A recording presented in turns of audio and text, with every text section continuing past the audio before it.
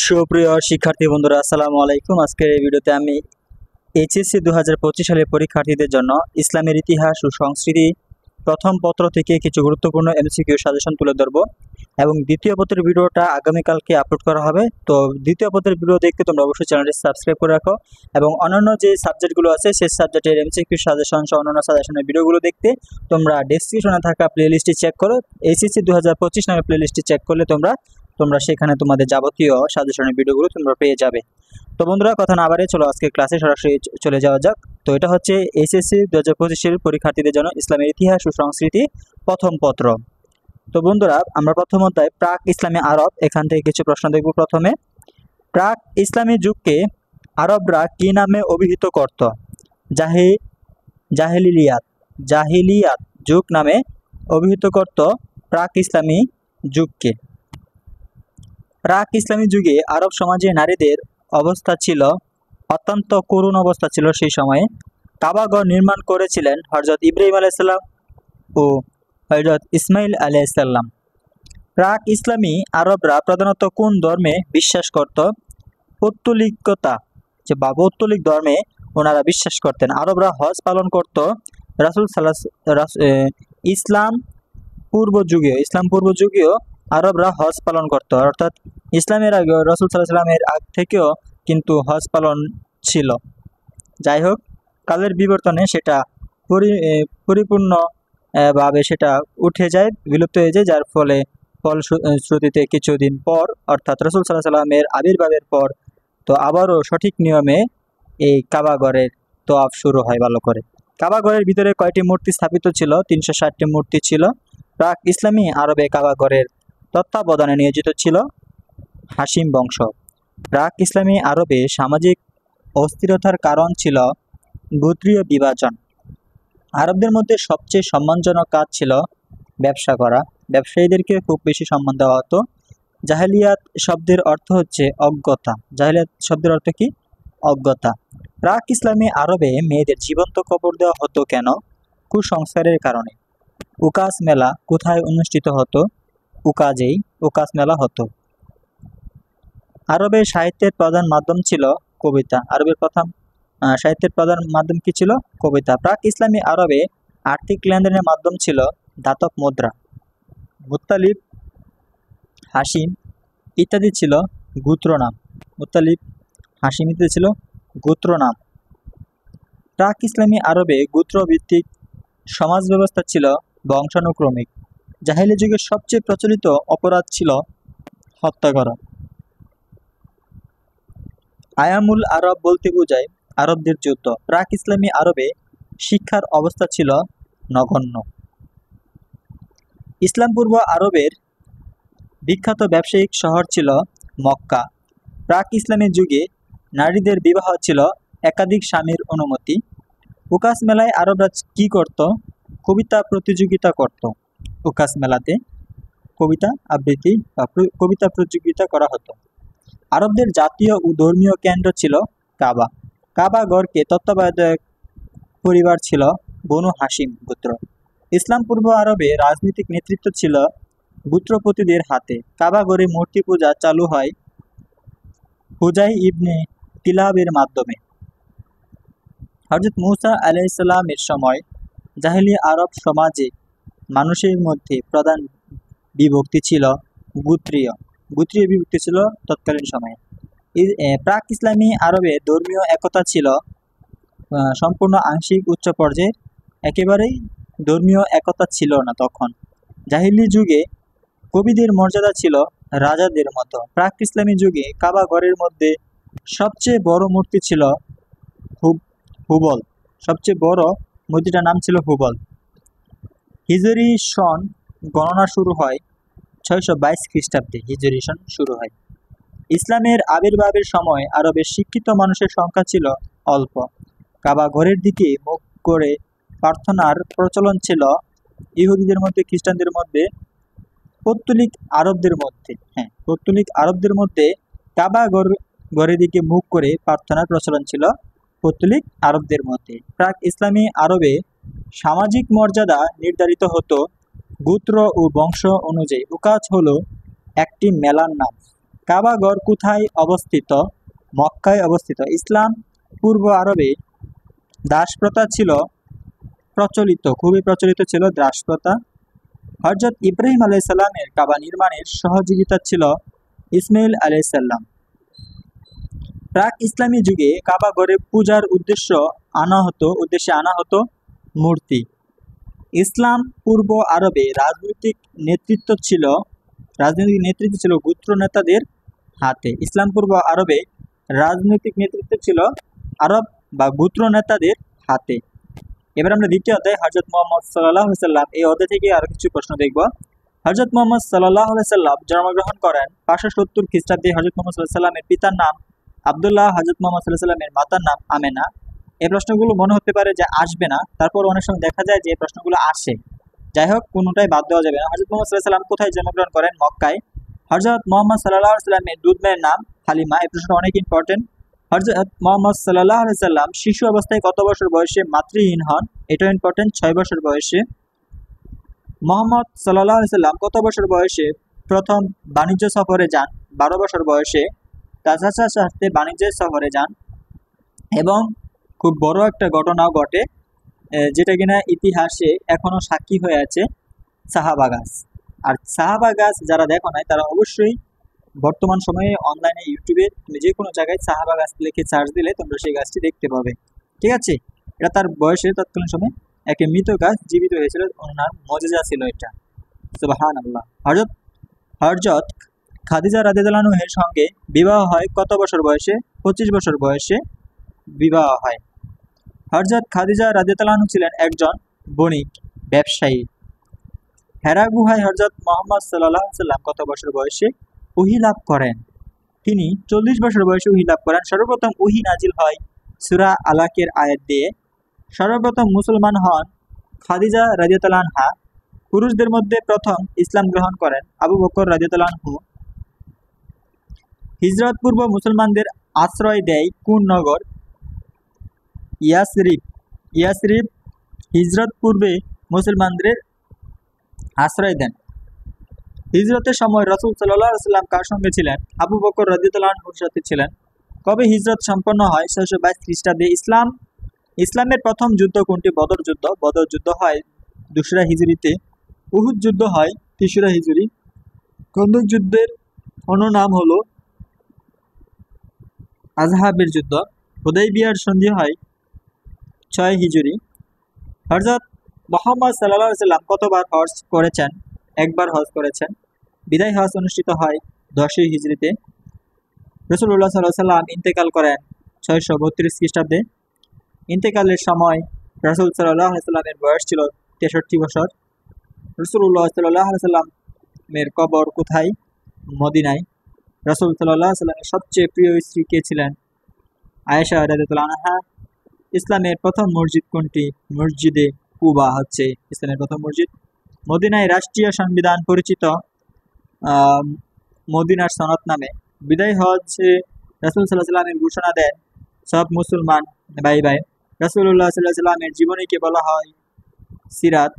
রাসূল সাল্লাল্লাহু আলাইহি ওয়াসাল্লাম বাল্যকালে পেশায় ছিলেন রাখাল। আল আমিন নামে কে পরিচিত ছিলেন? হযরত মুহাম্মদ সাল্লাল্লাহু আলাইহি ওয়াসাল্লাম সত্যবাদী নামে পরিচিত ছিলেন। মুহাম্মদ রাসূলুল্লাহ সাল্লাল্লাহু আলাইহি ওয়াসাল্লামের সন্তানের মধ্যে ছেলে সন্তানের নাম কাসিম ছিল। রাসূল সাল্লাল্লাহু আলাইহি ওয়াসাল্লামের বংশধর পরিচিত আহলে বায়াত নামে পরিচিত।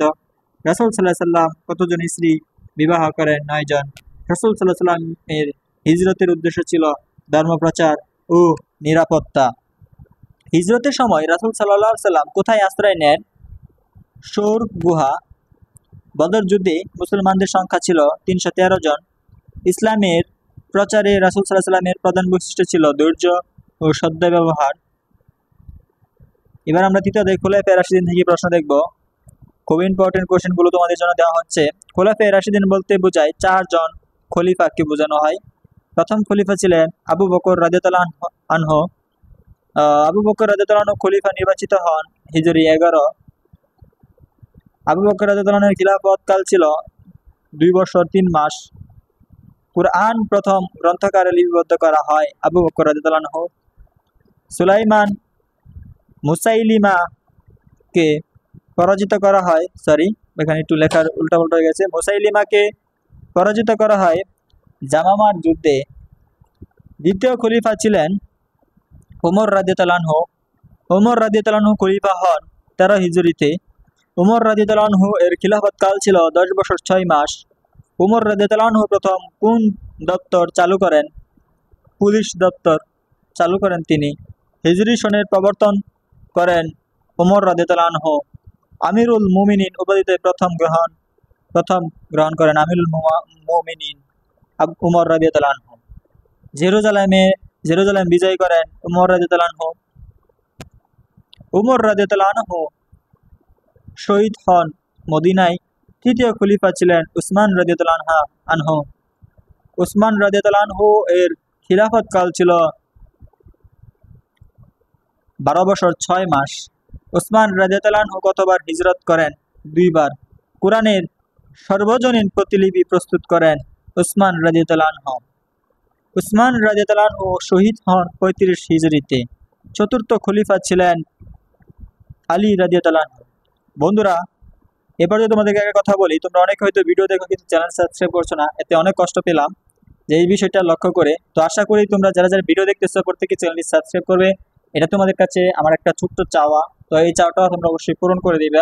তো তোমরা অনেকে আছো চ্যানেল সাবস্ক্রাইব করতে পারো না, তাদেরকে বলি চিন্তা করার কোনো কারণ নাই, যারা পারে তাদেরকে জিজ্ঞেস করো এবং দেখো চ্যানেলের লোগোটার মধ্যে টাচ করে ভিতরে যাও, গিয়ে দেখবে সাবস্ক্রাইব কোথাও না কোথাও লেখা আছে। তো আই হোপ তুমি ইন্টারমিডিয়েট পরীক্ষা দিবা, তার মানে তুমি অবশ্যই সাবস্ক্রাইব করতে পারবা। তো প্রত্যেককে আমার এক অনুরোধ থাকবে, তোমরা প্লিজ চ্যানেলটা সাবস্ক্রাইব করে দিও। আর যে সাজেশনগুলো দিচ্ছি এই সাজেশনগুলো তোমাদের অনেক ইম্পর্টেন্ট। গত বছরও আমার সাজেশন থেকে অনেক প্রশ্ন কমন পড়তে দেখা গেছে। ইনশাআল্লাহ আশাবাদী এই বছরও তোমাদের কমন পড়বে এবং এই বছর আরো জোরালোভাবে প্রতিটা অধ্যায় ভিত্তিক কিন্তু গুরুত্বপূর্ণ সাজেশনগুলো দিতেছি। ইনশাআল্লাহ সেখান থেকে তোমাদের কমন পড়ে যাবে। তোমরা ধৈর্য সহকারে ভিডিও দেখবা এবং ভিডিওগুলো তোমাদের বন্ধুদের সাথে শেয়ার করে দিও যাতে তারাও উপকৃত হতে পারে। এবং অবশ্যই প্রত্যেককে একটা কথা বলবো, তোমরা অবশ্যই কিন্তু চ্যানেলটা সাবস্ক্রাইব করে দিও, এতে আমি অনেক খুশি হব। কিছু পেতে হলে কিছু দিতে হয়, বিনিময়ের এই দুনিয়ায় তোমার থেকে আমার একটি চাওয়া। তো তোমরা চ্যানেলটা সাবস্ক্রাইব করে এই চ্যানেলের একটা সদস্য হবা। এই চ্যানেলটাকে এগিয়ে নিয়ে যাওয়ার জন্য তোমাদের একটা ভূমিকা থাকুক, এটা আমি আশাবাদী তোমাদের কাছ থেকে। আশা করব তুমি অবশ্যই চ্যানেলটি সাবস্ক্রাইব করবে। কি করবে না, এত কষ্ট করে তোমার জন্য সাজেশন তৈরি করলাম রাত দিন খেটে, তো এটা তো আমি তোমার থেকে প্রাপ্য, কি তাই না? অবশ্যই প্রাপ্য। প্লিজ চ্যানেলটি সাবস্ক্রাইব করে দিও। তো বাকি প্রশ্নগুলো আমি তোমাদেরকে এবার দেখাবো, আমি পরে দিচ্ছি যাতে তোমাদের বুঝতে সুবিধা হয়, ঠিক আছে? অনেক সময় দেখা যায় যে স্কিপ করে চলে গেলাম, তখন অনেকে পড়তে পারবে না। যাই হোক, ক্লাস মনে করো একটা ক্লাস, ইভেন তোমরা শুনতে কিন্তু অনেক প্রশ্ন মুখস্থ করে ফেলবা এবং শোনা জিনিস মনে থাকে বেশি, এই কথাটা সবসময় মাথায় রাখবা। আলী রাদিয়াল্লাহু আনহু খিলাফত লাভ করেন 35 হিজরিতে। আলী রাদিয়াল্লাহু আনহু এর খিলাফত কাল ছিল 5 বছর যাবত। ইসলামের প্রথম গৃহযুদ্ধ কোনটি? জঙ্গে জামাল। সিফফিনের যুদ্ধ হয় কার নেতৃত্বে? আলী রাদিয়াল্লাহু আনহুর নেতৃত্বে। নেহরুয়ান যুদ্ধে পরাজিত হয় খারেজি। আলী রাদিয়াল্লাহু আনহু শহীদ হন 40 হিজরিতে। খুলাফায়ে রাশিদিন যুগের সর্বশেষ খলিফা আলী রাদিয়াল্লাহু আনহু। জঙ্গে জামাল হয় আলী রাদিয়াল্লাহু আনহু ও আয়েশা রাদিয়াল্লাহু আনহুর মধ্যে। ইসলামী রাষ্ট্রীয় শাসন ব্যবস্থা প্রতিষ্ঠা করেন উমর রাদিয়াল্লাহু আনহু। মিশর বিজয় হয় উমর রাদিয়াল্লাহু আনহু এর আমলে। ইরান বিজয় হয় উমর রাদিয়াল্লাহু আনহু এর আমলে। হযরত আলী রাদিয়াল্লাহু আনহু মায়ের ছেলে ছিলেন হাসান রাদিয়াল্লাহু আনহু।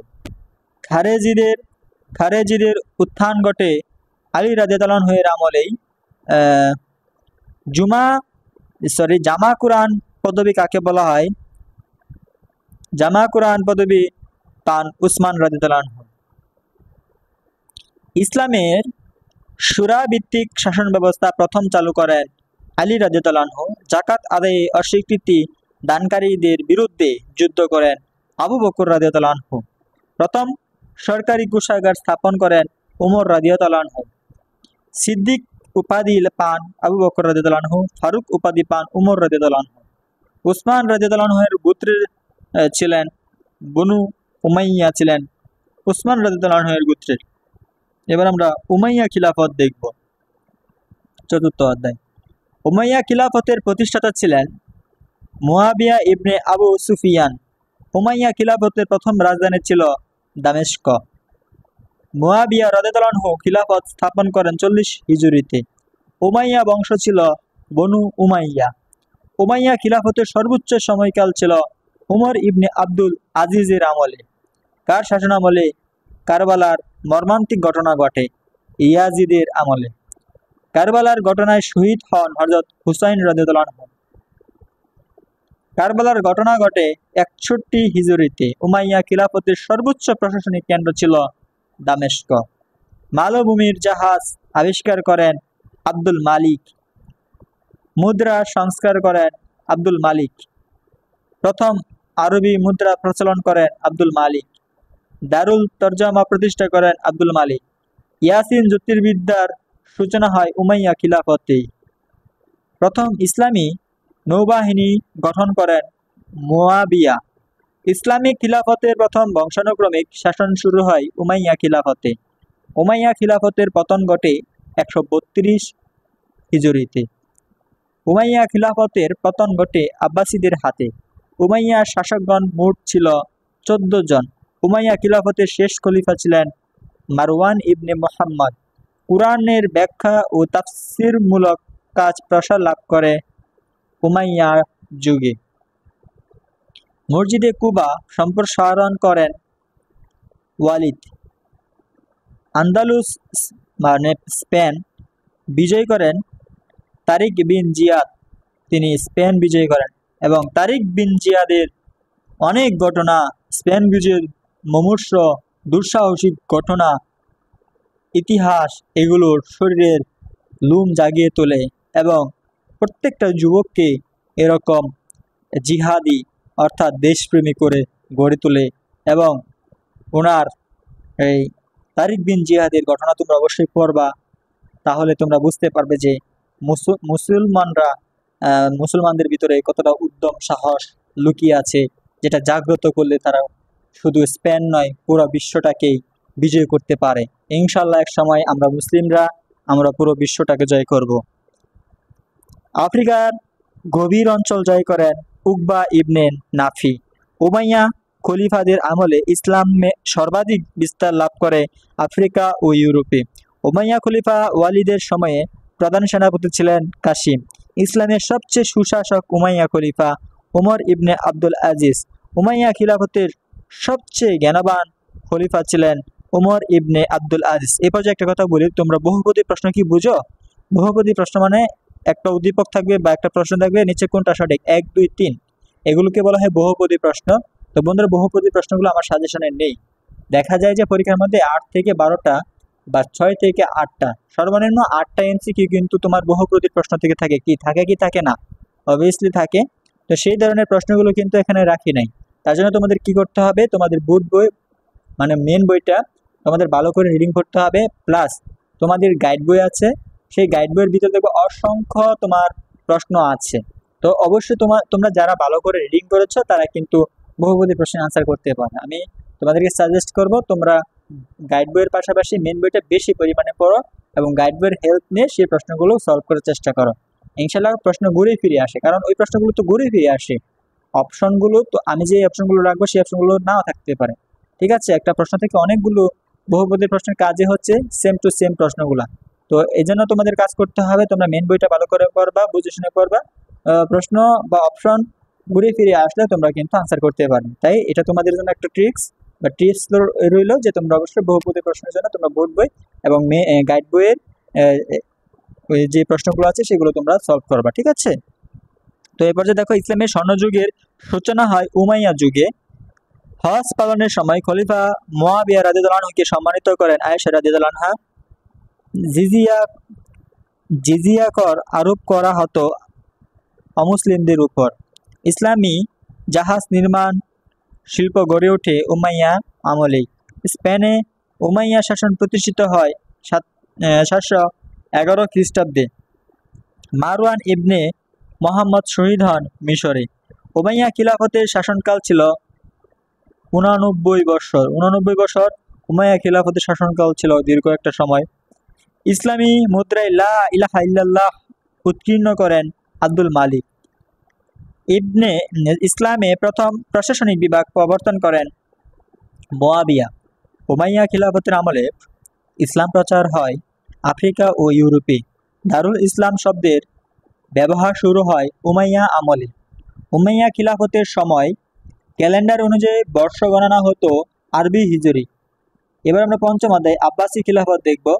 আব্বাসী খিলাফতের প্রতিষ্ঠাতা ছিলেন আবু জাফর আল মানসুর। আব্বাসী খিলাফতের সূচনা হতো 132 হিজরিতে। আব্বাসীদের রাজধানী ছিল বাগদাদে। আব্বাসী খিলাফতের স্বর্ণযুগ বলা হয় হারুন অর রশিদের আমলে। বাইতুল হিকমা প্রতিষ্ঠিত হয় মানসুর রশিদ। মুসলিম রেনেসা শুরু হয় আব্বাসী আমলে। ইসলামের স্বর্ণযুগ বলা হয় 750 থেকে 1258। এই সালটাই হচ্ছে ইসলামের স্বর্ণযুগ, 750 টু 1258। খলিফা হারুনুর রশিদের পুত্র ছিল আল মামুন। খলিফা হারুনুর রশিদের পুত্রের নাম কি ছিল? আল মামুন। এবং খলিফা হারুনুর রশিদের ইতিহাস পড়লে তোমরা আশ্চর্য হয়ে যাবা। এত সুন্দর ইতিহাস, এত সুন্দর ঘটনা, ওনার এই রাষ্ট্র পরিচালনা প্লাস সাধারণ মানুষদের প্রতি যে ভালোবাসা ছিল সেটা তোমরা পড়লে তোমরা বুঝতে পারবা খলিফা হারুনুর রশিদের সেই সময়কালটা কতই না সুখের ছিল। এবং সেই সময়ের ওনার মতন শাসক পুরো পৃথিবীতে ছিল কিনা সন্দেহ ছিল। তো যাই হোক, তোমরা অবশ্যই এই সমস্ত মনীষীদের ঘটনা তোমরা পড়বা, তাদের ইতিহাসগুলো খুঁজে খুঁজে তোমরা পড়বা। বৈজ্ঞানিক জাগরণ সূচিত হয় আব্বাসী খিলাফতে। বাগদাদ শহর নির্মাণ করেন আবু জাফর আল মানসুর। আব্বাসী খিলাফতের পতন ঘটে তাতারিদের হাতে। বাইতুল হিকমার অনুবাদ কাজ হতো গ্রিক ভাষা থেকে। আব্বাসীদের পতন ঘটে 1258 খ্রিস্টাব্দে। আব্বাসী খলিফাদের শাসন ছিল একনায়কতান্ত্রিক। হারুনুর রশিদের দূত গিয়েছিলেন ফ্রান্সে। এই অপশনগুলোর মধ্যে হারুনুর রশিদের দূত কোথায় গিয়েছিল? ফ্রান্সে গিয়েছিলেন। ইসলামী সভ্যতা সবচেয়ে বেশি বিকশিত হয় আব্বাসী খিলাফতে। নিয়োগপত্র চালু করেন হারুনুর রশিদ। কাগজ কল স্থাপন হয় বাগদাদে। আব্বাসীদের শাসন ব্যবস্থা ছিল বংশানুক্রমিক খিলাফত। আব্বাসীদের শাসনকালে মুসলমানেরা বৈজ্ঞানিক গবেষণায় অগ্রগামী ছিলেন। হারুনুর রশিদ বিখ্যাত ছিলেন জ্ঞান ও সাহিত্য চর্চায়। আল মামুন ছিলেন দার্শনিক খলিফা। কি ছিলেন? দার্শনিক খলিফা। আল মামুনের আমলে অনুবাদ আন্দোলন গতি পায়। মঙ্গল বাহিনী বাগদাদ ধ্বংস করে মঙ্গোলীয়রা 1258 সালে। আব্বাসীদের আমলে জ্ঞানচর্চার প্রধান কেন্দ্র ছিল বাইতুল হিকমা। আল মামুন কাকে দার্শনিক উপাধি দেন? হুনাইন ইবনে ইসহাককে তিনি দার্শনিক উপাধি দেন। আল মামুন আল সুন্নাহ ওয়াল জামা সম্প্রদায়কে বিরোধিতা করতেন। কাগজ ব্যবহার শুরু হয় চীন থেকে। হাজার রজনীর কাহিনী সংকলিত হয় আব্বাসীর যুগে। এই হাজার রজনীর কাহিনী সংকলিত হয়। মুসলমানদের পাঠশালা প্রতিষ্ঠার সূচনা হয় আব্বাসী যুগে। আব্বাসী খলিফাদের আমলে সর্বোচ্চ সাহিত্য কেন্দ্র ছিল বাগদাদ। বাগদাদে অনেক দূর দূরান্ত থেকে শিক্ষা লাভের জন্য মানুষ আসতেন। এই আব্বাসী খলিফাদের আমলে কিন্তু বাগদাদ হয়ে ওঠে জ্ঞানচর্চার এক আদর্শ ভূমি। গ্রিক দর্শন ও বিজ্ঞান মুসলমানদের মাঝে পরিচিত হয় বাইতুল হিকমার মাধ্যমে।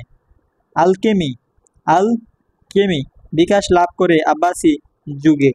হিজরি ক্যালেন্ডার সংশোধন করেন আল মামুন।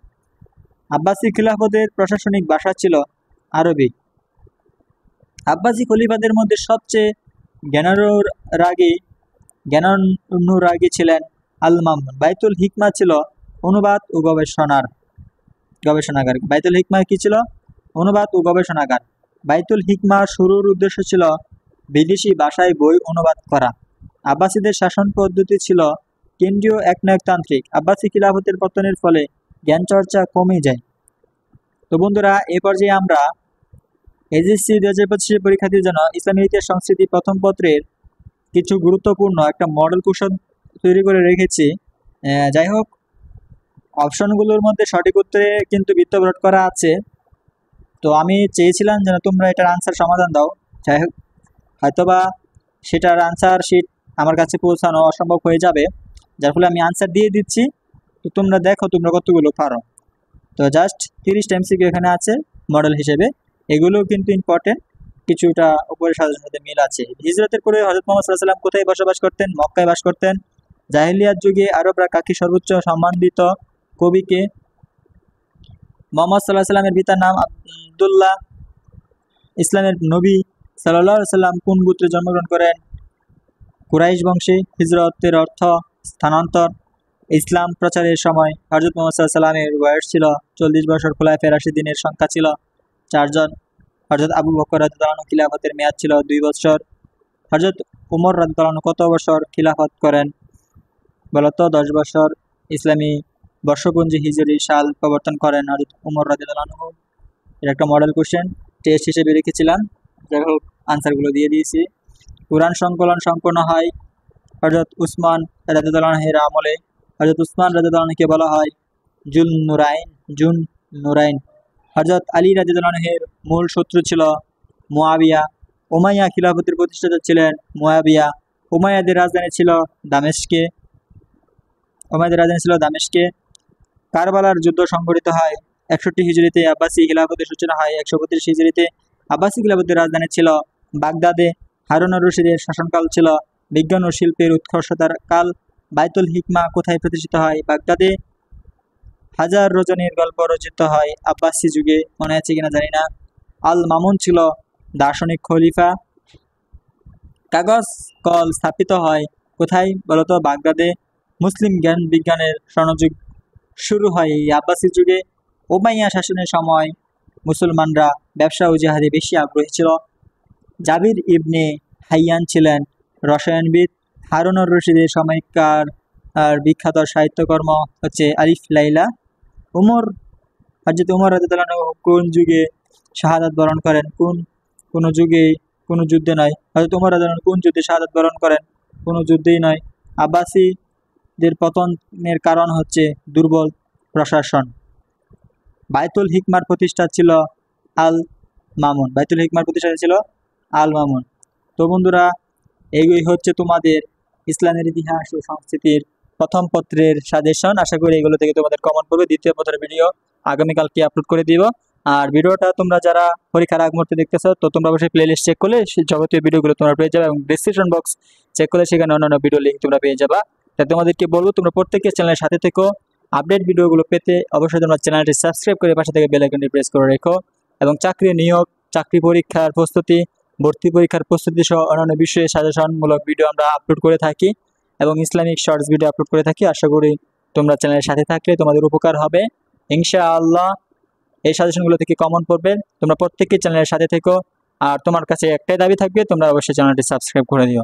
তো বন্ধুরা, তুমি কি সাবস্ক্রাইব করেছো? আমি জানি তুমি করবে। তো দেখা হবে তোমাদের সাথে নেক্সট ভিডিওতে। ততক্ষণ সবাই ভালো থেকে সুস্থ থেকো, এবং প্রত্যেকের পরীক্ষা অনেক সুন্দর হোক, ভালো হোক, এই আশাবাদ ব্যক্ত রেখে আমি বিদায় নিচ্ছি। আসসালামু আলাইকুম ওয়া রাহমাতুল্লাহি ওয়া বারাকাতুহু।